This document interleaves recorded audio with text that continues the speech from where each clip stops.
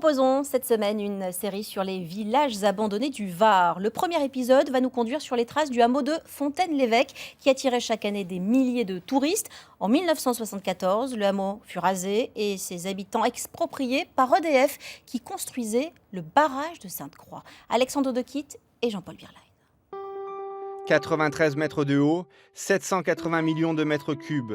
Le barrage de Sainte-Croix est la deuxième plus grande retenue d'eau de France.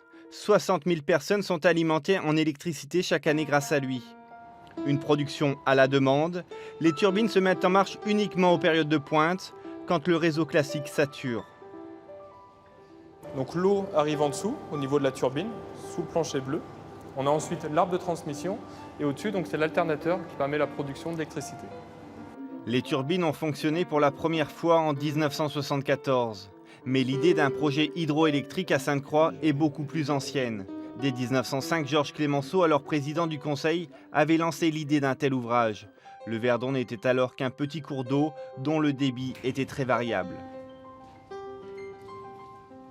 Il y a vraiment deux enjeux essentiels pour la construction de ce barrage. Le premier, c'était l'électrification de la région, du territoire. Et puis le second, c'était aussi sécuriser l'alimentation en eau potable et eau agricole de la Provence. C'était un réel besoin à l'époque. Ce barrage a englouti les villages de Sainte-Croix et des Salles-sur-Verdon, et aussi un petit hameau, Fontaine-l'Évêque, où vivait la famille Bondil. Papa et Pépé ont beaucoup travaillé. Ah, exactement. Ils avaient planté 10 000 pommiers, ils sont arrivés avec pas un sou. Ouais, ils sont arrivés à faire quelque chose de restaurant, un souvenir, pêche à la Du haut de leur jardin, ces deux frères ont une vue imprenable sur le lac, un décor majestueux, et pourtant, ce barrage leur laisse encore un goût amer, 45 ans après. J'ai quelque chose en moi qui me que j'oublierai jamais et qui me m'effacera jamais. C'est quelque chose que je l'oublierai jamais, quoi. Ouais. C'était un endroit paradisiaque. Hein. Ma mère, elle a fait cuire des milliers de truites. Les truites, elles aussi, à leur tour, attendent... La famille Bondil s'est installée ici en 1926. Boutique de souvenirs, restaurant, pêche à la ligne, 70 000 touristes par an. Fontaine-l'Évêque avait un atout majeur, une source mystérieuse, une résurgence dont les eaux bouillonnaient à raison de 4 à 5 mètres cubes par seconde.